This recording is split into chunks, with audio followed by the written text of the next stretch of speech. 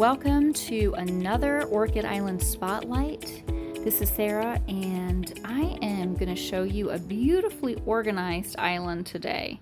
This one I love because it is so organized and neat, and everything is in its own little section, and it's really beautifully done.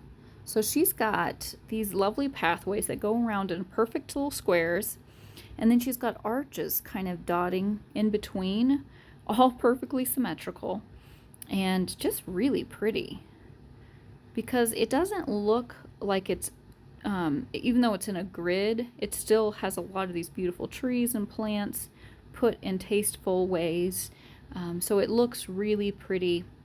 I like this cute little entryway into the estate with the symmetrical trees, and then that flower path.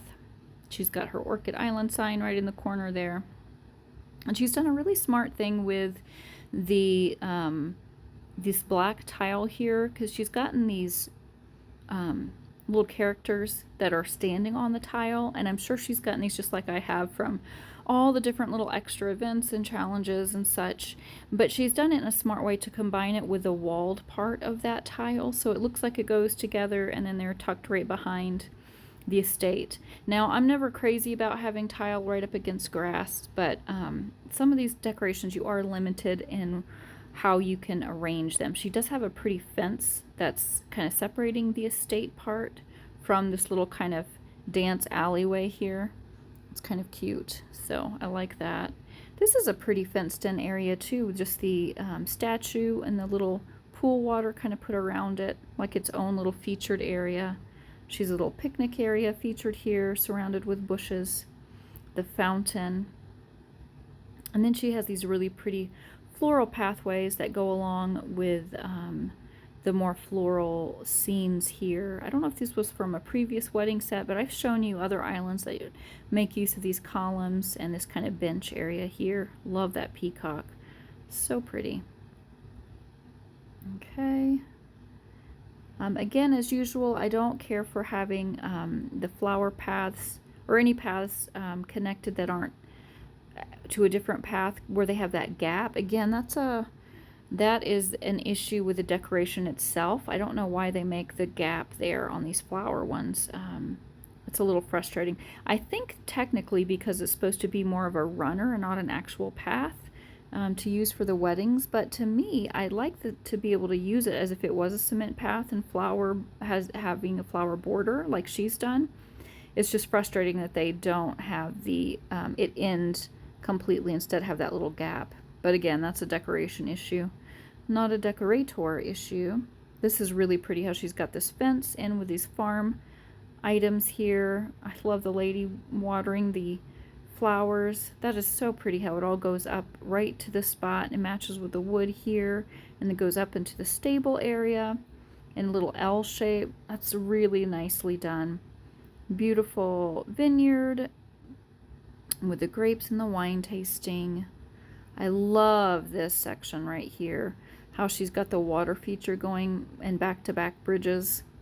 It's really pretty. Beautiful little Japan set going on in this section over here. These again are just some really pretty vignettes that you can get ideas from and how to arrange your own island.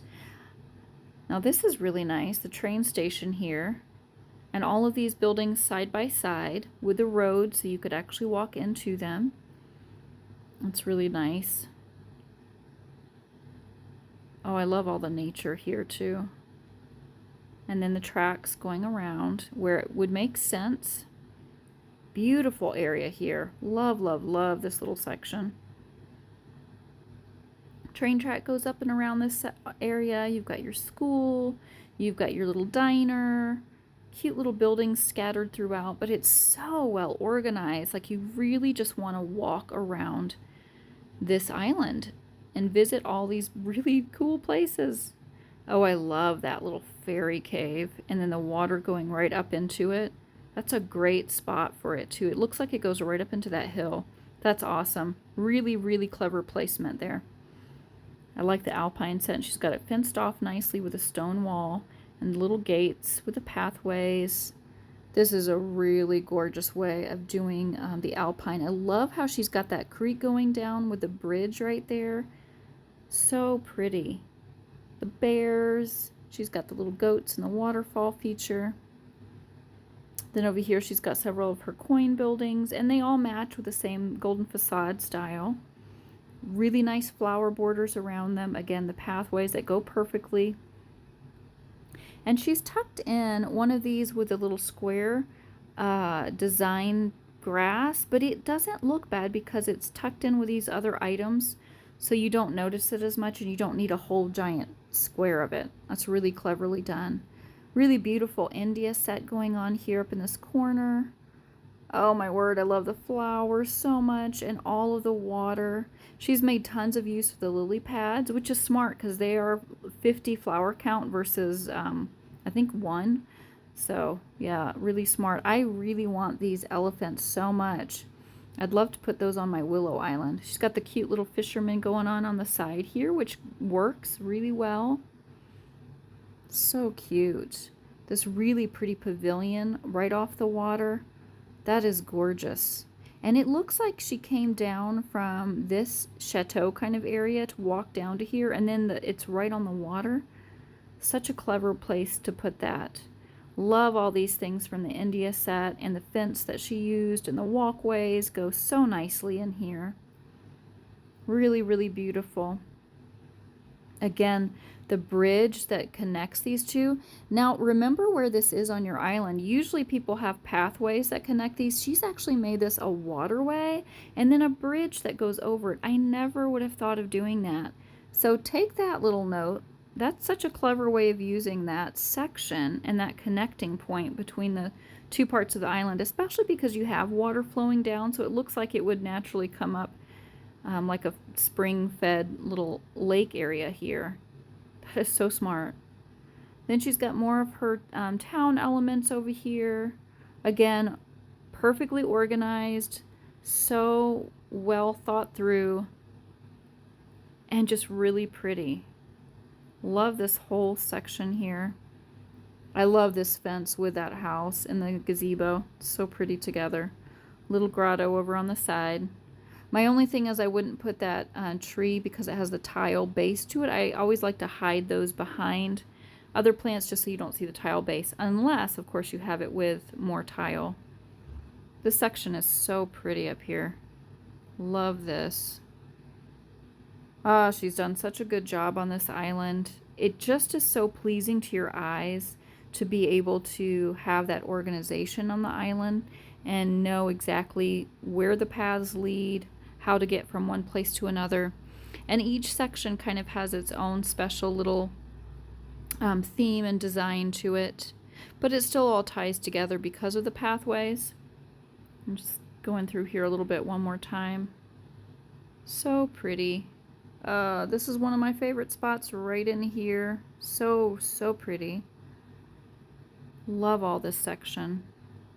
And then my other, oh, that's favorite too. Also favorite.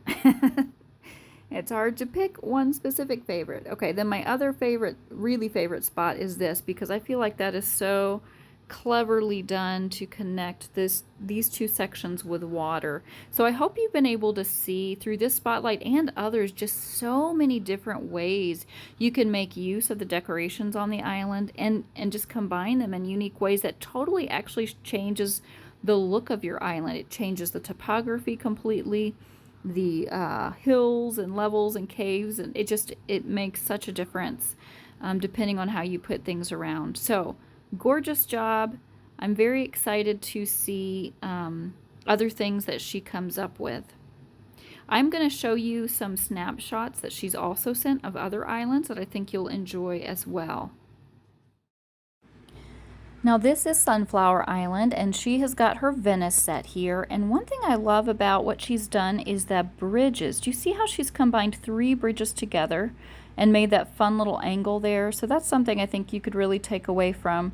I also like that little water feature up in the right corner. And of course the big tower at the end. So really pretty for her Venice set, which of course is going on right now still. Next, we're going to hop over to Laurel Island, and she's got a cute little village right at the beginning here. This one's a little tricky because of all its little tiny sections separated out. I like the entrance to it with that nice archway. That's a nice touch.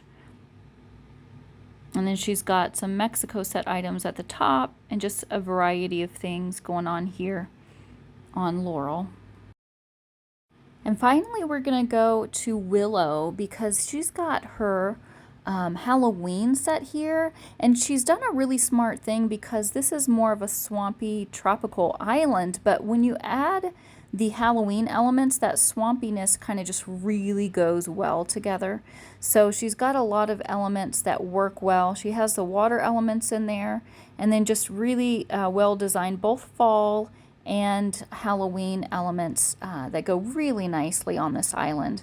So especially since October will be coming up next and there will be new Halloween decorations coming up, I think you will get some good inspiration from this particular section of her island. So I hope you've enjoyed this tour. Again, if you want to be spotlighted on my channel, feel free to message me. You can find my Facebook information on my YouTube channel, Lady Cadence Island. So reach out and I'll be glad to spotlight your island as well so we can all get more ideas and inspiration for decorating our islands. Thanks for watching.